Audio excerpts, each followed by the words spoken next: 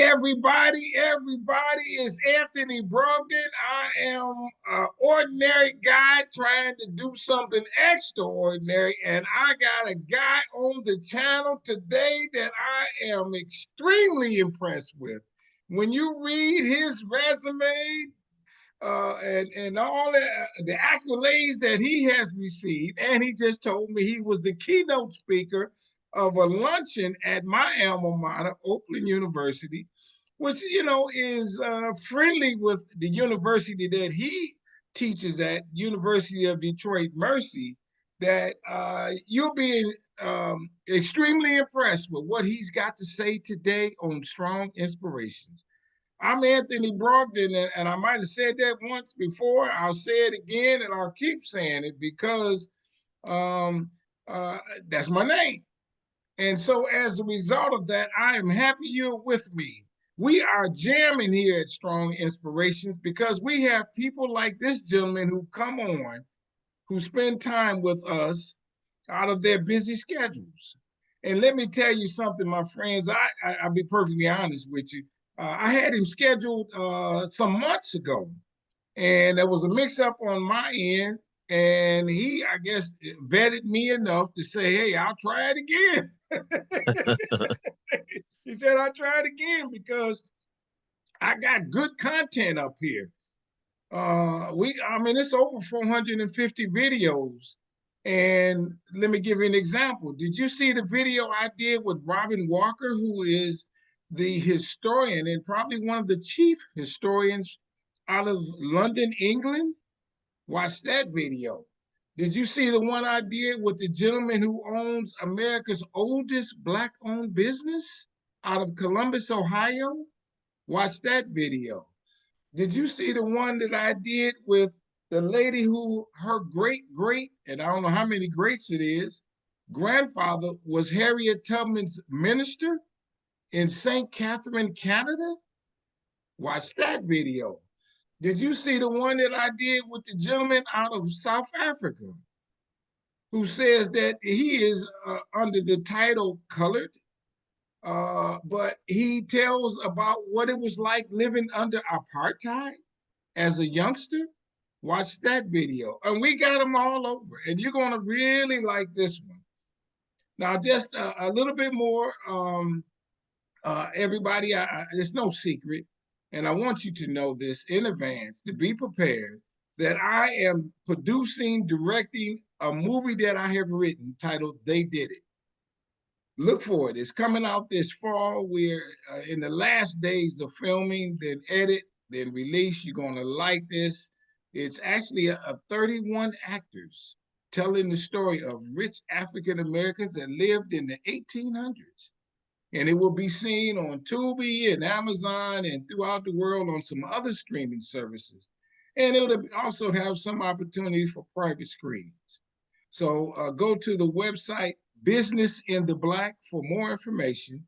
I'm not a first-time filmmaker, everybody.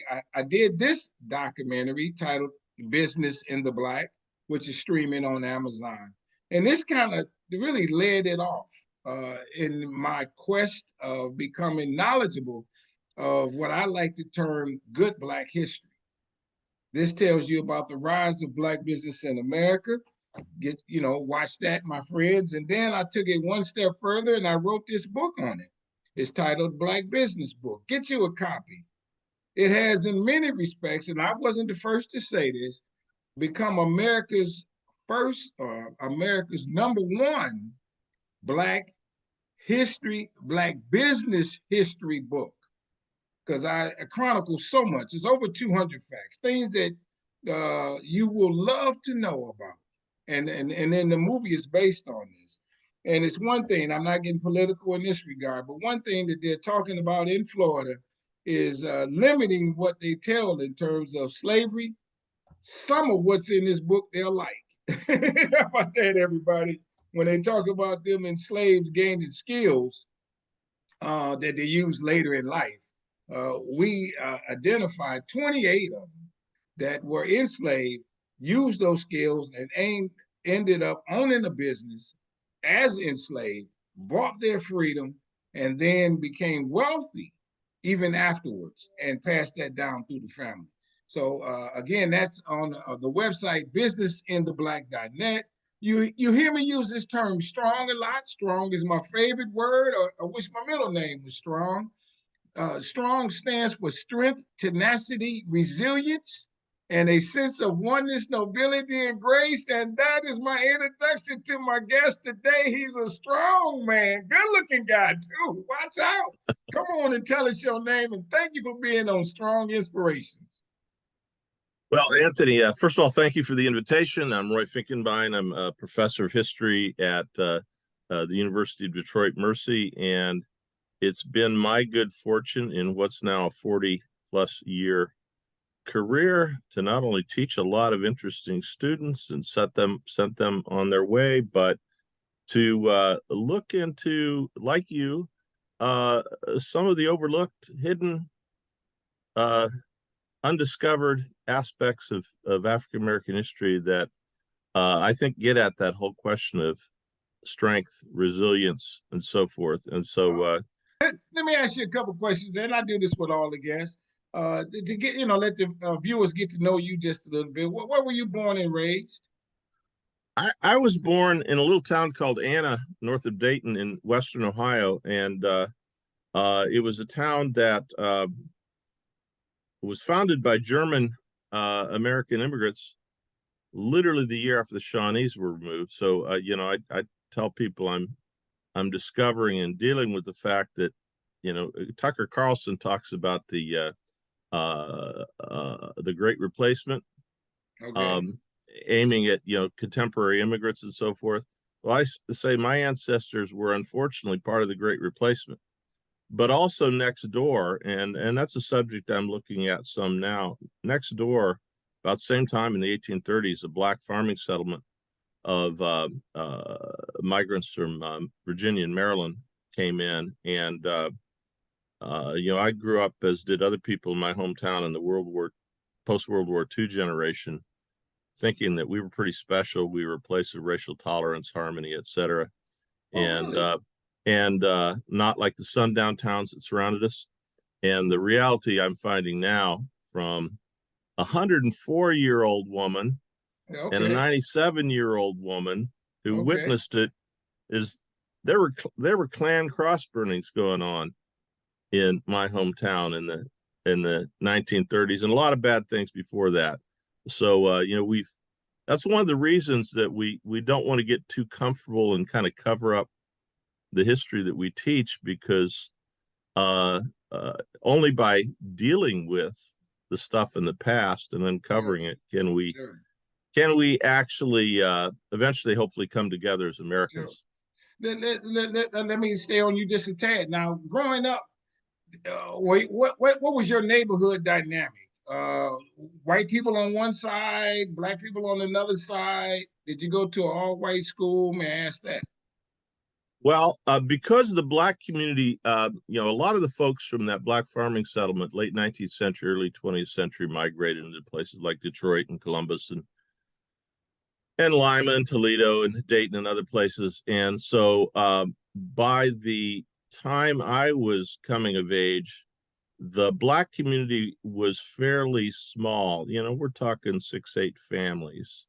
They all tended to live together, fairly close together in the northern part of the village that I, grew up near.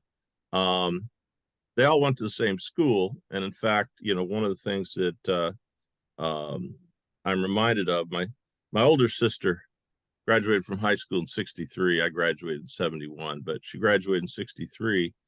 And she was valedictorian. The salutatorian that year was a wonderful guy who I just saw a few years ago. Who African-American honor student, star athlete, went on to Ohio State, played basketball, eventually got an MD, and just as retired from a great career as a physician in the Phoenix area.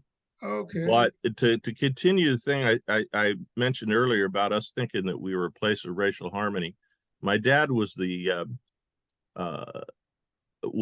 president of the school board that year. And so he, among other things, at commencement gave out the community scholarships. Yes. And this young man, this young African American honor student and athlete, got one of them. And my dad said to, and this guy, his name's Delphus, just conveyed when I talked to him last year by phone. He says, you know, your dad said, be careful when you go out into the world. Not everybody, read white people here. Yes. Not everybody is going to be as welcoming as we are. And of course, that speaks to the myth that we were this special kind of place. Sure. Well, how did this shape you to understand the relations and maybe know others? And I'm getting specific with this. Know others who were not as nice as you in the way they treated some of the Black people. How did you deal with that dynamic? Well, I think because the Black community was so small at that point, they were seen as less of a threat. So while I'm sure there were a million incidents, microaggressions and so forth, they were less obvious, particularly to white folk. But just a little bit about my kind of the beginning of my path to becoming an African American historian. You know, my mother was Quaker, and my dad, while you know, a German, the descendant of German American immigrants, I think had a better relationship than many with the few Black families. Particularly, I can think of some of the guys in our community. And my 13th Christmas, for a reason I still don't know and didn't ask them about, they gave me 3 books of Black history as part of my Christmas presents. Is that right? Okay. And I, there were a lot of books around the house. I kind of really went through those things with a fine-tooth comb. And then I went off, started high school in '67. And the student council had just gotten approval to create a pop-up bookstore in the cafeteria during lunch hours. And so I had my lawn mowing money and so forth. And I'm starting to pick through and, picked up Soul on Ice by Eldridge Cleaver and Man-Child in the Promised Land by Claude Brown and books like this, and read those. And so those were insightful. And, go off to college, and, this was 71. And even though I went to a conservative, school in Indiana, the initial history class I had, we're reading autobiography of Malcolm X and Kenneth Clark's Dark Ghetto, and then the Lit Survey, and we're reading Richard Wright's Black Boy and Native Son and so forth. And so I think I had the opportunity in ways that those students in Florida may not have today. Yeah, that's right. Of getting introduced to this stuff and finding a whole new world beyond just my personal experience. Let me ask you this. And so as you choose this career path, do you get pushback from people saying, hey, man, what's wrong with you? Why do you want to educate them? Why, there's other forms of history that don't have this slant to it? Well, there's been pushback on both sides. The pushback from white friends, colleagues, etc., saying, why are you going this direction? Was early in my career. And I think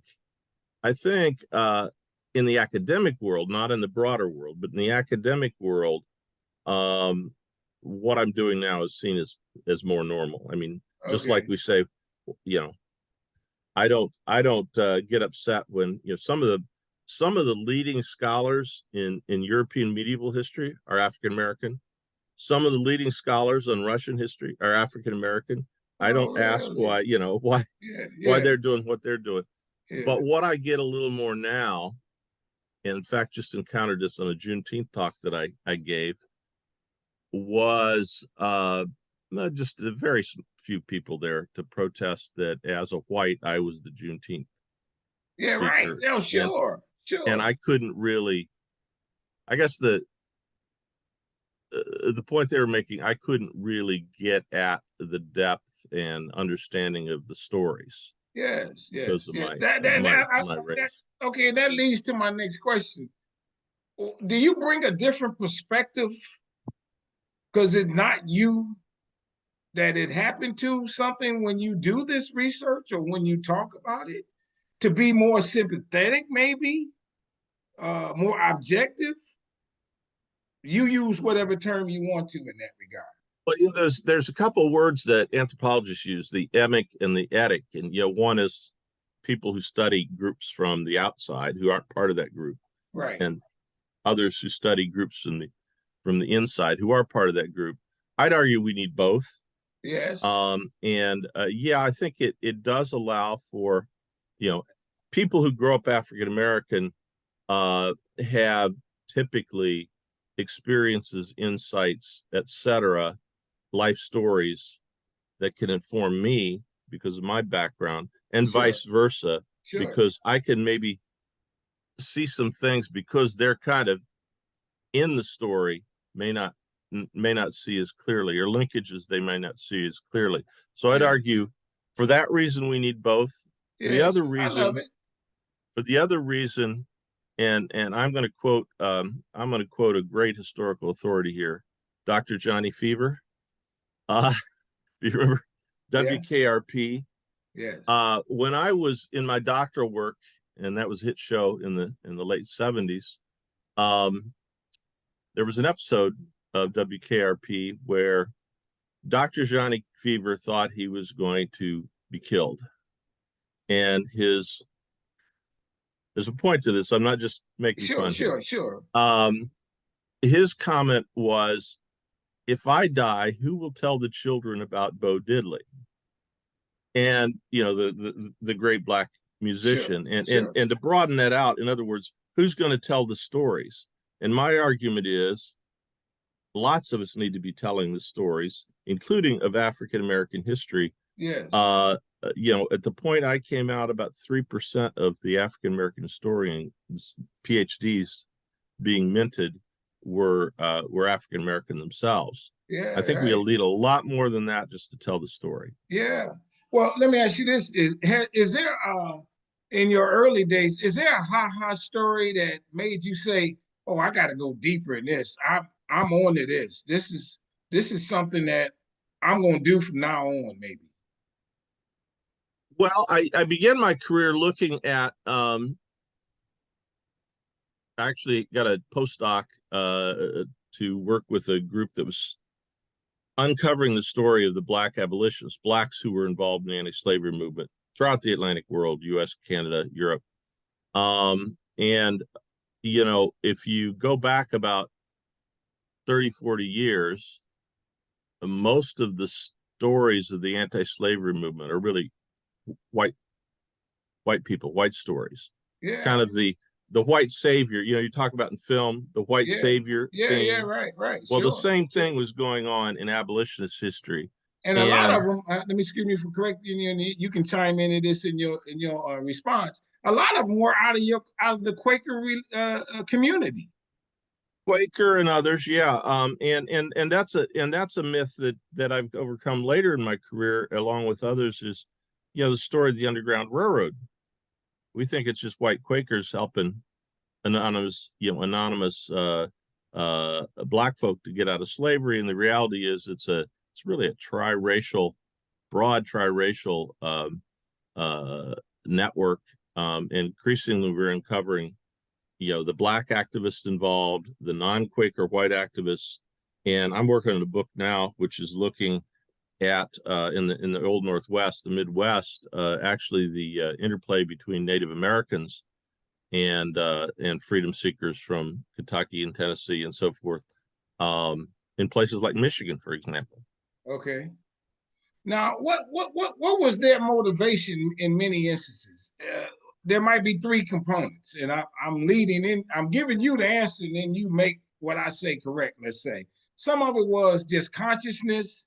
I'm talking about these abolitionists. And I'm particularly talking about the white ones right now, and then we go into the African Americans. But in the white ones, was it conscious? Was it religious? Or was it something else?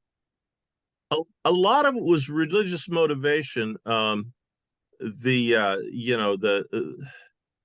lot of the early, and I say early, 1830s, when it really became a militant movement, a lot of the early white abolitionists, as well as the Quakers before them, were motivated by particular readings of scriptural texts and understanding, I think, in a real deep way, what things like Matthew 25 or the Sermon on the Mount or other things meant, Okay. and then applying it. There's a woman here in southeastern Michigan who's understudied, but real hardcore Michigan Underground Railroad historians know about her, Laura Haviland, and she left a book-length autobiography of her work. But she was a Quaker, then converted to Wesleyan Methodist, and her involvement in the Underground Railroad started in I think it was 1848, when a black man from slavery, still in shackles, showed up on her doorstep one night and knocked on the door. Now this made it real. Yeah. What do I do? And flashing through her mind are all those things like Matthew 25, feeding the hungry, meeting the needs of the needy, and so forth. And Sure. a lot of that motivates them. In some cases, like there's a huge Unitarian presence, and it's kind of less overtly religious and more moral understandings coming out of the Enlightenment. This is how people should get along, kind of thing. Right. Okay. And you go to black activists, and yes, religion is there, but a lot of it then is personal experience.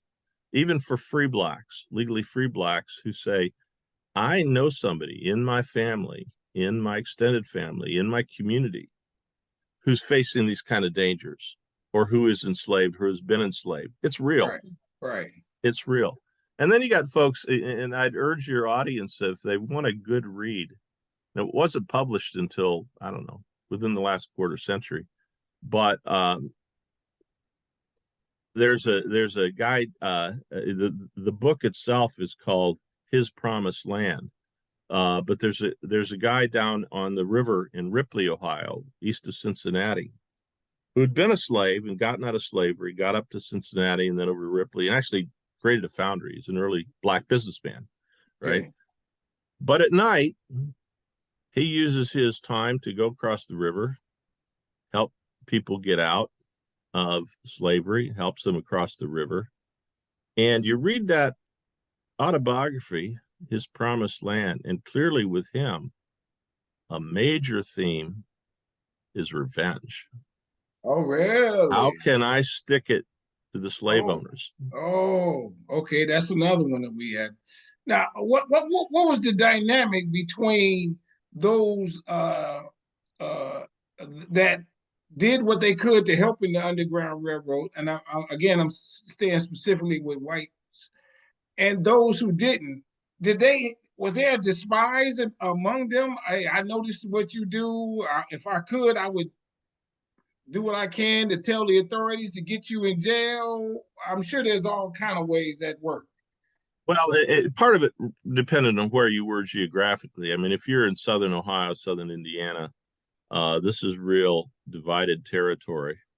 And yeah, there were people who, many of whom were, southern born and bred whites who had settled just in the lower Midwest, and they thought slavery was pretty good. And they looked at their neighbors who maybe thought that were involved in helping freedom seekers. And yeah, at the very least, they were persona non grata to them. Okay. Or they do things outside the scope of the law, like kick them out of their churches, not serve them in their businesses, that kind of thing. Okay. But sometimes it broke out in violence. Now, further north, it's, we call it the Underground Railroad. There were times and places here in Detroit that things were done more openly. because it was more far removed from Okay. from slavery itself. Like the Finney Barn, isn't that one of them down Which is there? it's a great story. You know, the Seymour Finney, who through the 1850s is this a white hotel owner, and Finney Barn is his livery stable close by. And you know, there's tale after tale of um, the cooks and so forth from the hotel taking food out to Finney Barn at night to feed, you know, feed the freedom seekers that were being hidden there. Okay. And unbeknownst to both sides, sometimes the slave catchers or the slave owners that were looking for them were actually guests in the hotel. Oh, They didn't know they were that close. yeah, they were that close. I got you. I got you. Let me. How about this one? Is there some? And I had not heard of it, but is there a organization, some organized of abolitionists? Well, there's several here in I mean, there's nationwide or northwide, I should say, organizations that have outreaches and state chapters. Like in Michigan, there's the Michigan Anti-Slavery Society, which is more active at certain points and not others. And it was really at points based out of Ann Arbor, Okay. but had some tentacles throughout the southern part of the state. Okay. The real ongoing organization, it's founded in 1842 here in Detroit, is something called the Colored Vigilant Committee. Really? Okay. And it lasts until it takes its last known slave across the river to Canada in 1862. And it's kind of unique among what are known as vigilance committees, which are these kind of urban Underground Railroad networks. Many of them start as all Black and then over time morph into interracial or even white dominated organizations. This one stays all Black. They work with whites. They when they see a benefit to them, they work with John Brown, they work with others. But it stays an all Black organization, and it's dominated by two men. One is a guy named William Lambert, whose daughter is still writing about him. She's a wonderful woman. She's researched a lot of his story. William Lambert's a tailor, free Black tailor from New Jersey that comes to Detroit, Right. and he's very active. The other guy's a man named George de Baptiste, and if you go down to Hart Plaza and see the Ed Dwight Underground Railroad statue on this side of the river, Sure. and you see two things. One, you see some freedom seekers being pointed across the river, and then you see this very sturdy guy who's helping them, and that is based on George de Baptiste. Oh, de Baptiste is an interesting guy. There's some folks who've taken a crack at writing about him, but he deserves a biography in the worst way. De Baptiste was born as a free Black in Fredericksburg, Virginia. He eventually makes it to Madison, Indiana, which is just west of Cincinnati. And he's one of these guys that's, barber by day, gone across the river at night and helping freedom seekers get across the river. He's in Indiana, he's befriended by one of the leading local politicians there, William Henry Harrison. And so when Harrison in 1840 is elected president, he takes de Baptiste along to the White House as his personal servant. Oh. Unfortunately, we know the story of Harrison. He, contracts pneumonia and dies within 1 month of becoming president. So it's back to Madison, Indiana for de Baptiste, and he continues doing what he's doing, this double life, barber by day, activist by night, until folks start to figure it out, and there's such a price on his head that he leaves and comes to Detroit, where he's still playing this little game.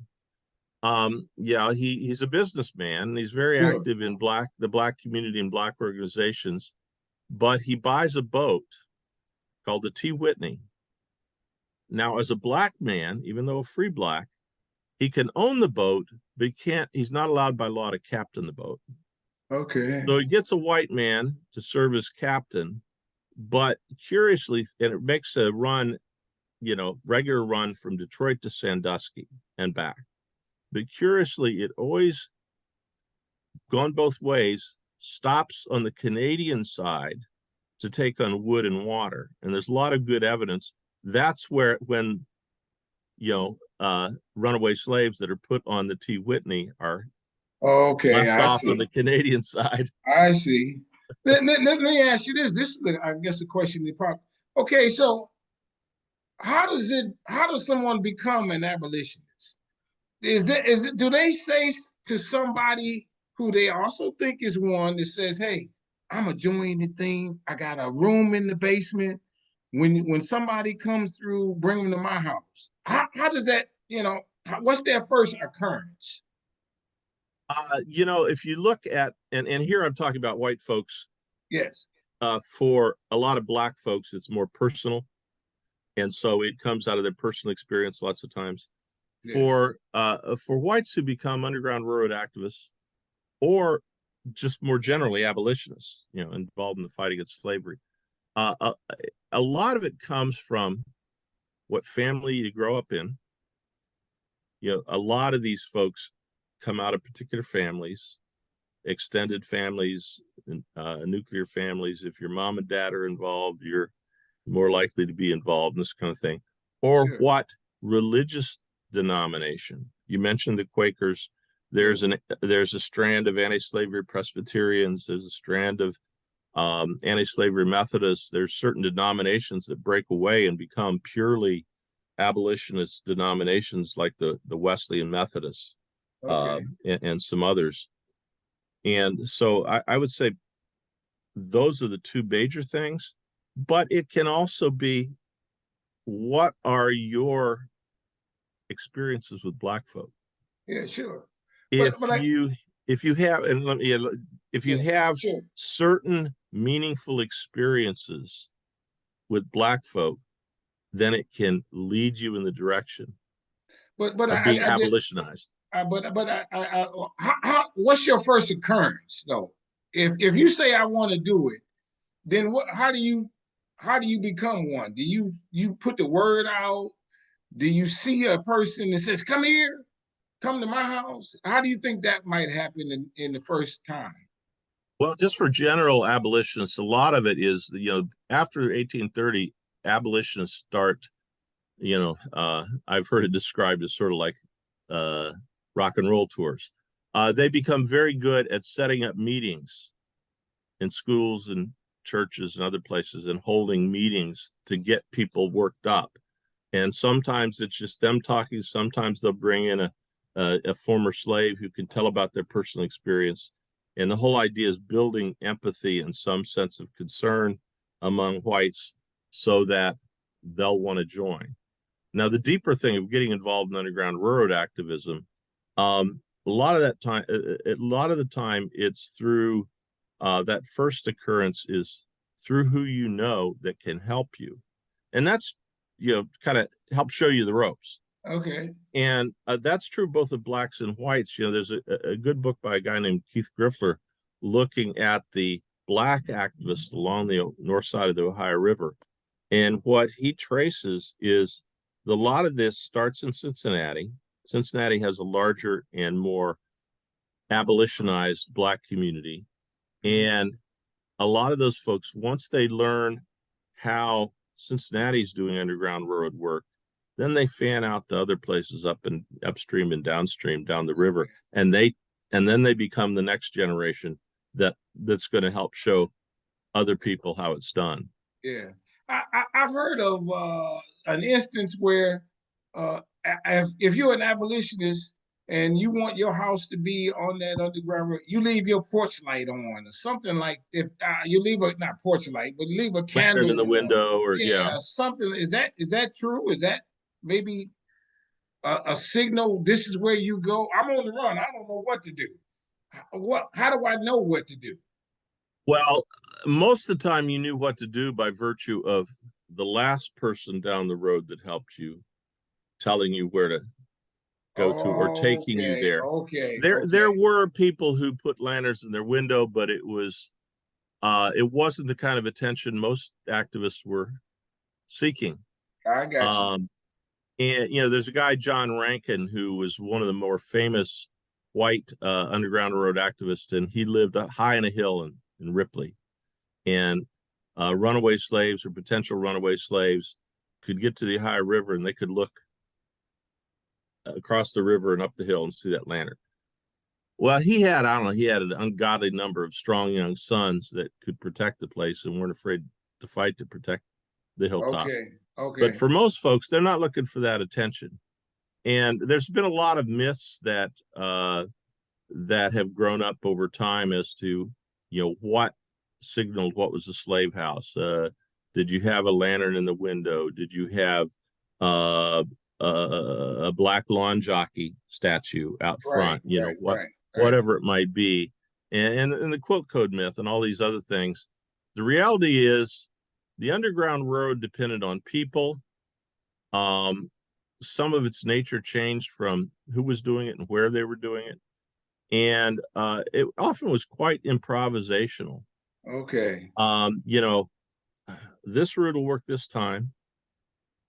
This route will work the next time. But it's not like the railroad imagery suggests, trains run on a schedule, they run on time, they run on tracks. It wasn't that predictable. You had to improvise because this is illegal stuff. Right. And so you have to improvise, and even up here at times in places, folks had to improvise to get things done to keep people safe. One of the stories I heard on Wednesday in one of the other sessions, there's a group of 28 enslaved people from Boone County, Kentucky, that run away in tandem, get up through Western Ohio and Eastern Indiana, and ultimately up across to Detroit and across the river to freedom in Canada. That group has to do all sorts of different things. One of the, there's a guy named Levi Coffin, who's a leading white Underground Railroad activist down in the Cincinnati area at that time. And how am I going to get them from Cincinnati, the Black community in Cincinnati, to College Hill, which is some miles northward? And he looks in the paper and sees there's a funeral going to be held in College Hill. So he dresses them up as a group of funeral mourners, and they walk dressed as funeral mourners up to College Hill where he can get them, in contact with another activist. So you do creative things. Okay. How about this one? There are abolitionists who actually go south and recruit people to run, and then there are others who say, when you are running, come here. Isn't that the case? We think, and I say this because, none of this can be defined exactly because the illegal nature of the thing. But we think that most freedom seekers made it to the free states largely on their own. Sometimes they'd get to Ohio and all they knew was Ohio was across the river. Beyond that, they didn't know any of the geography. But there were people who would help them in the South sometimes. They had to be very careful. And there were people from the North, Harriet Tubman being the most famous example, who would go south and help people out. But there were a lot of others. John Brown did some of this in the Western frontier, Missouri. One of the most famous cases is in 1859, where he went into Western Missouri, helped get out a large family. They went up up Kansas, Nebraska, Iowa, and across Chicago to Detroit, and that's when he had his famous 1859 meeting here in Detroit with Frederick Douglass.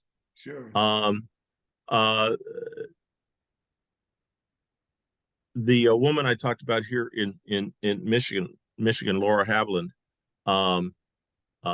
she, near Adrian's where she lived. and she went south a number of times. She had a price on her head.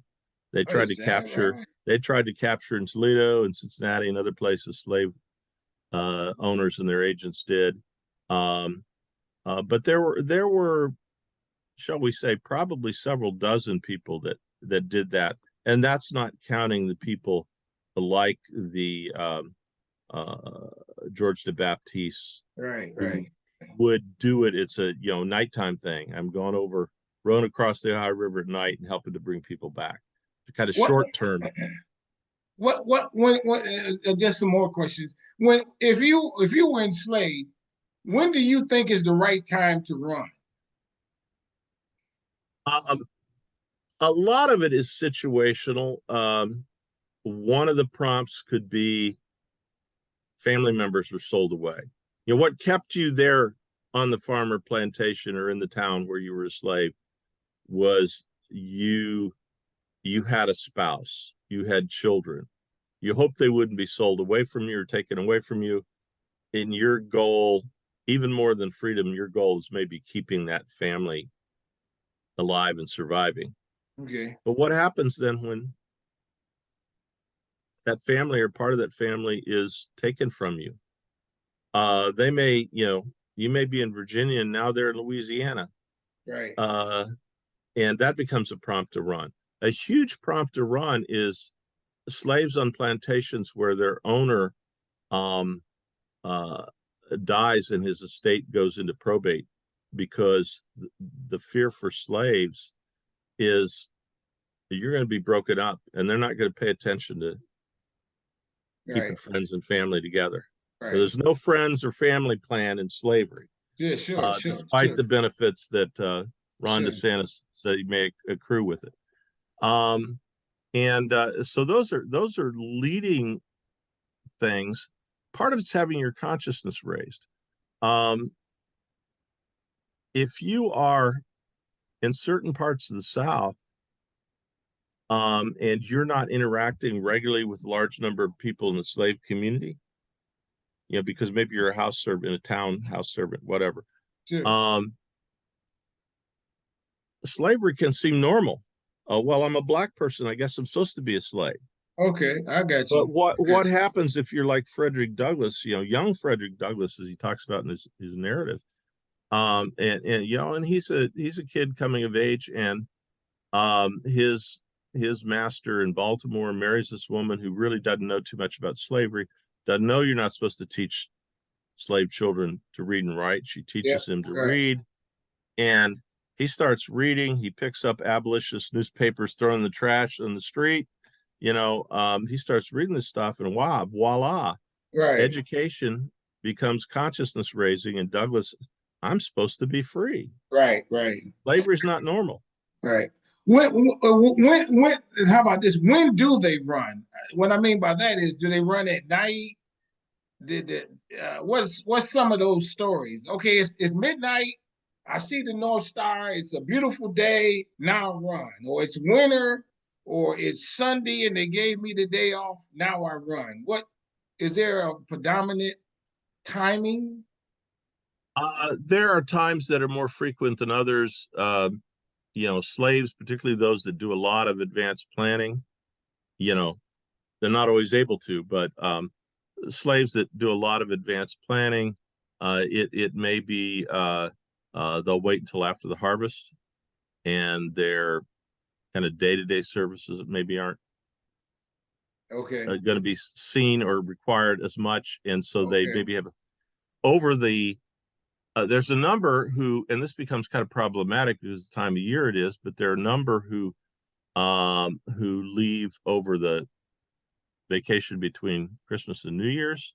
Okay. Um, slavery is no vacation, but masters and mistresses were less attentive, particularly the field slaves during that Okay. time.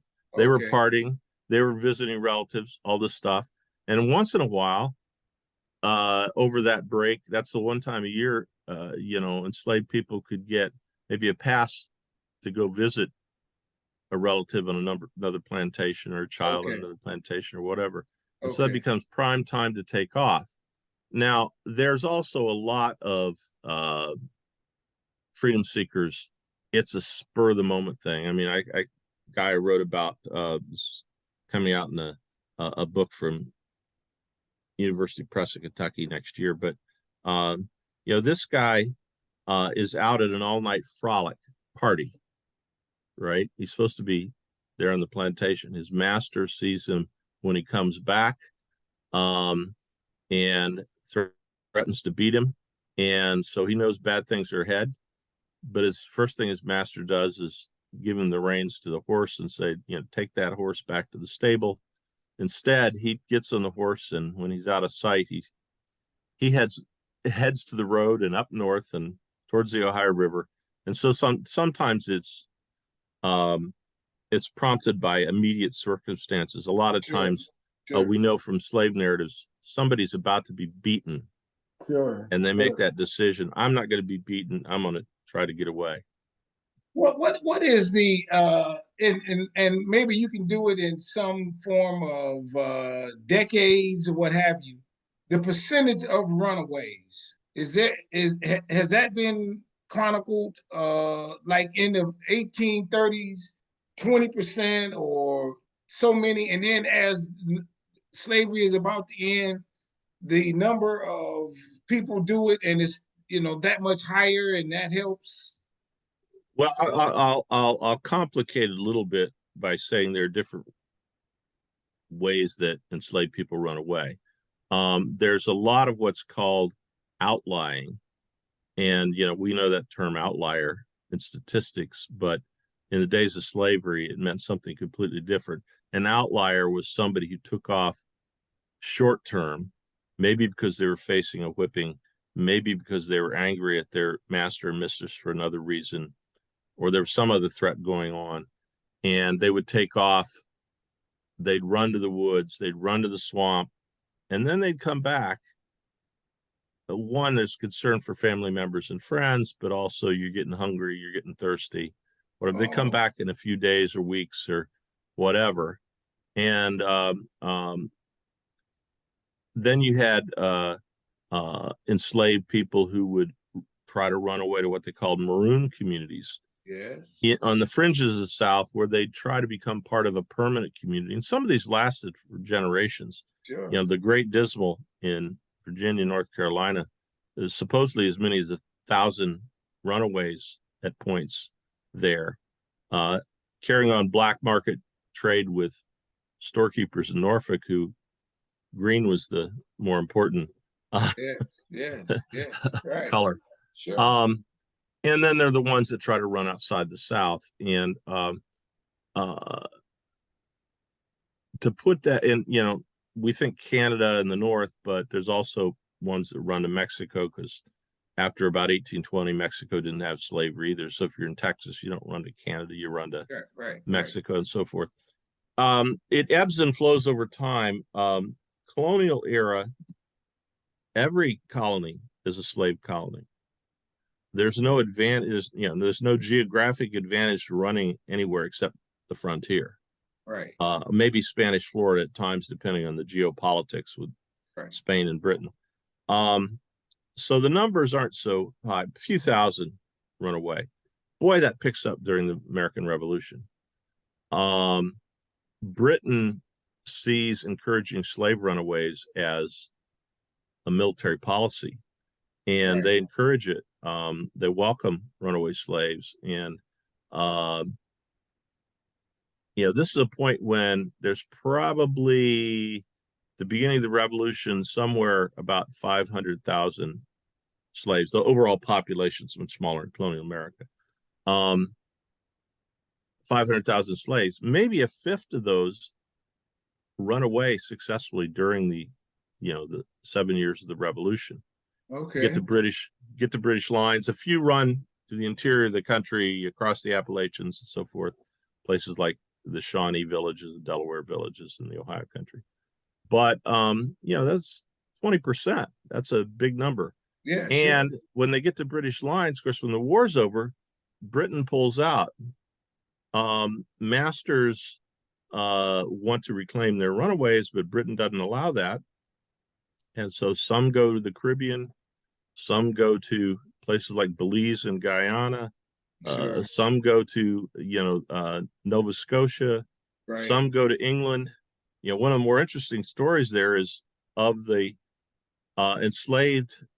formerly enslaved people that are evacuated by the British to England, and about 10,000 end up by the 1780s on the streets of London. Some become impoverished. They have to commit essentially property crimes to try to get money to survive. 11 of the first convicts taken to Australia in 1788 in what they call the First Fleet that starts the British colony of Australia, 11 of them are runaway slaves from Eastern North America. Okay.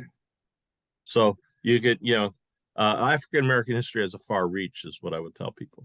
but just give me this idea. In the late 1850s, 1860s, before 1865, the numbers are pretty high because now they've built mechanisms. They built underground railroads, correct? The estimates from historians based on samplings is that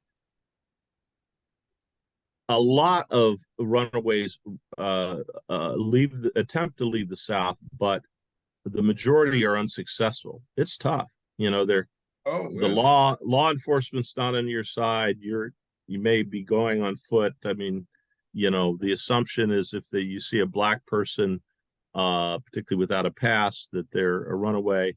So things work against you. The estimates are probably 100,000 successfully get away outside the South between, say, the 1790s and when Canada ends slavery and the beginning of the Civil War. Not huge, important for those people, not huge, but more don't make it than do make it. But it's still that hope. That's 100,000. Now the Civil War starts. Union troops are impinging on the borders of the Confederacy, and people start running away like crazy. And they're no longer running away in ones or twos. They're running away as whole families, whole units. Yes. And the estimates are that probably 500,000 of what's then 4 million slaves in the South, 500,000 make it to Union lines, many enlist or serve in other ways. And so it's really, those kind of wartime situations or other geopolitical circumstances can dramatically swing the odds. Right. And one of the examples I like is there's a freedom seeker that makes it to Camp Nelson during the Civil War. And Camp Nelson is a Union encampment in Western Kentucky.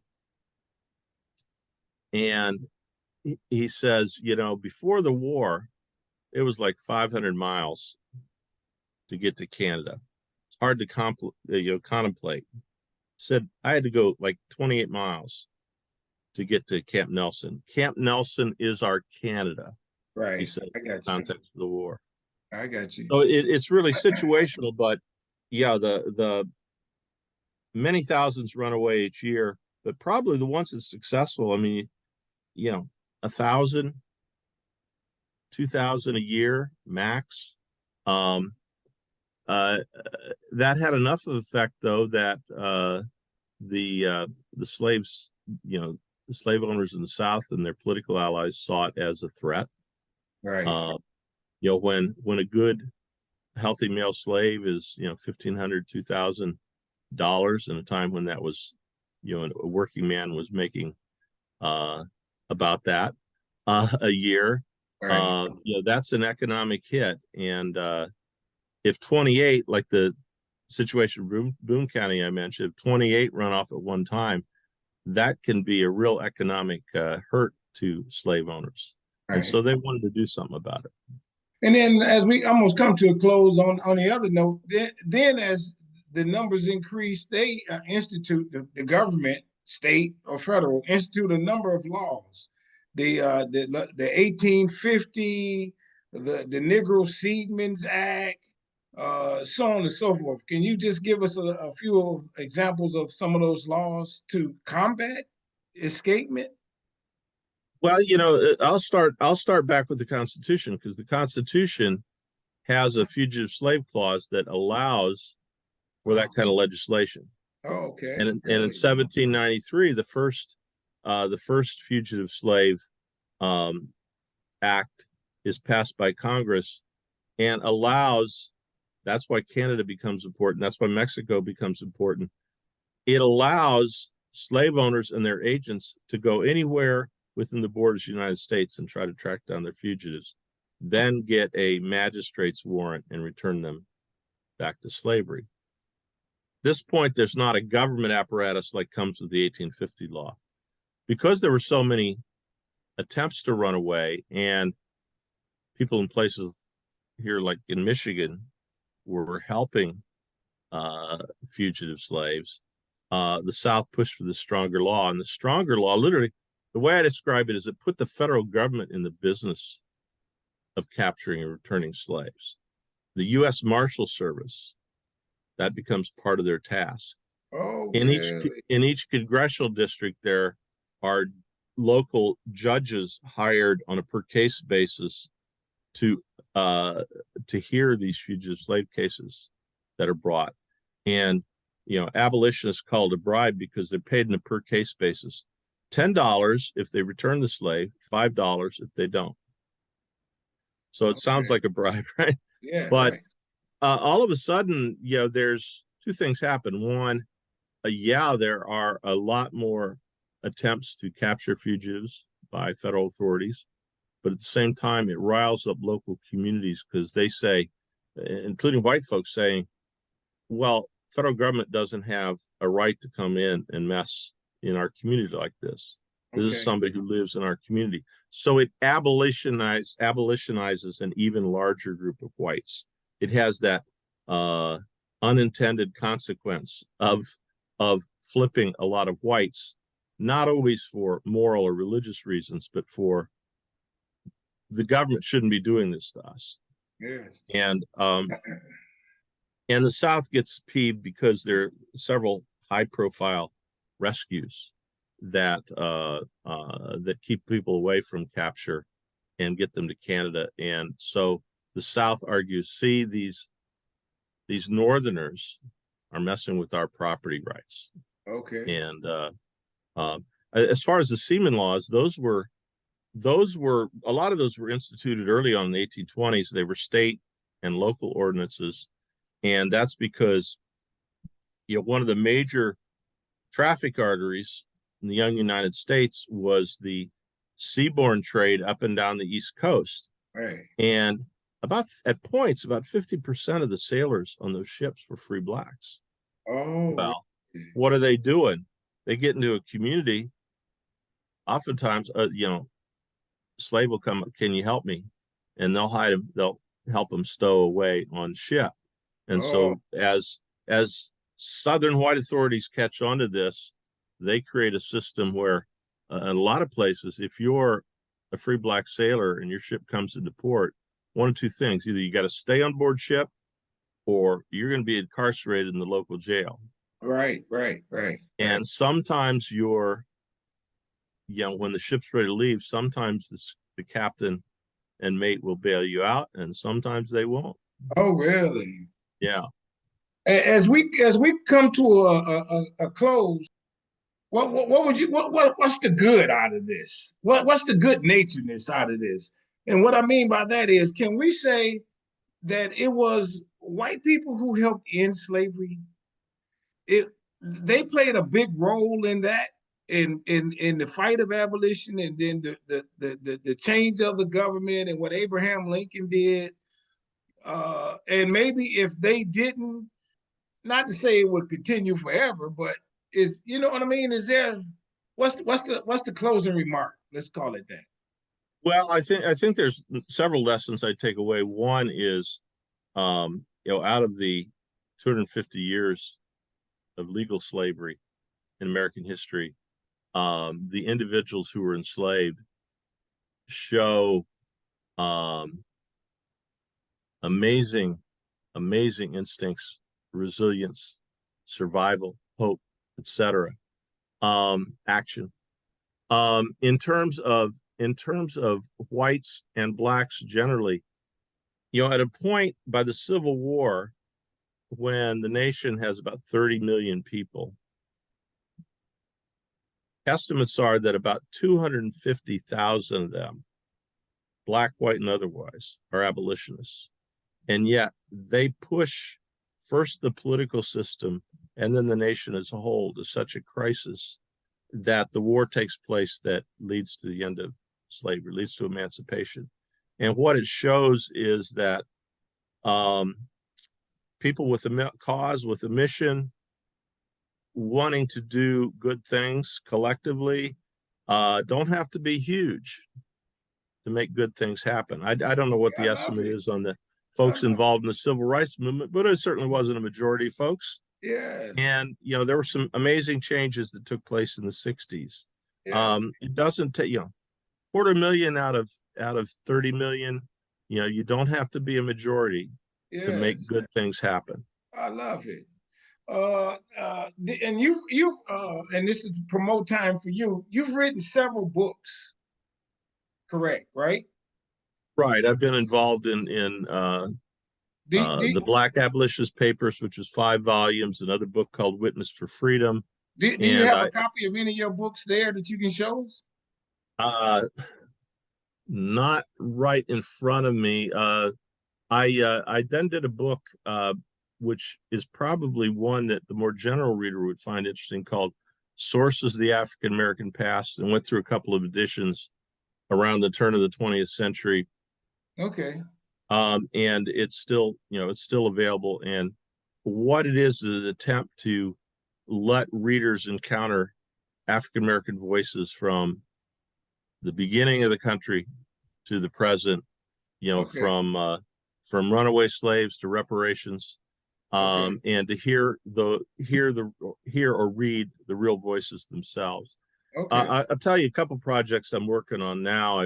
I've researched, but I'm now writing. And one is this Native American Freedom Seeker Alliance in the Old Northwest on the Underground Railroad. The other is to try to highlight for folks a book called The Reparationists, which is showing that from the Revolution to the Civil War and after, there were people, black and white, raising the question of reparations. Okay. For white folks particularly, who think this is a new thing, right, or think it only goes back to 40 acres and a mule. Right. This had been a moral dilemma that back to the Quakers and the first blacks freed in the country, which were the ones freed in northern states after the Revolution, they're raising this question. This is not a new question. All right, I got you. Do you have a website for people to follow you or something like that? How do they, when you speak? I do not have a website. I'm sorry, I'm old school. Okay. Best thing they could do is go to my university, www.udmercy.edu. Look up my faculty biography, and it not only tells about me, names the books, right, and it also gives my email, so you can get in contact with me. I do a lot of speaking around the area and other things. Hey everybody, I told you you're going to enjoy this. I told you, and I did my best to ask some intelligent questions. And I would love to, as you see fit, when the next book comes out or otherwise, to have you back on the show. And so you have open standing in that regard. I truly enjoyed this with you, the time we've taken, and you've spoken so eloquently, so much so that everybody, this is what I do here, Strong Inspirations. I give it to you straight, no chaser. I let the people do the talking. You had to enjoy that, my friends. So I'm gonna put all his, not email, but his information, that I so can in the description on this video. Please, people, tell somebody about Strong Inspirations. Don't keep it to yourself. Let it flow. This is your source of what I like to call good Black history as spoken by the experts who can tell it so well. And, everybody get a copy of my book, please. Go to businessintheblack.net. Look forward to my movie, everyone. And to you, I say this, and I mean this with all sincerity. I want you to stay strong, stay safe, stay on your grind. I love what you're doing. Happy 70th birthday in advance, and many more. Keep working, keep writing. We'll look forward to more work from you, and we'll stay in touch. Thank you again. Thanks for the invitation and thanks for the good questions. Sure, you got it. Have a good day. Take care.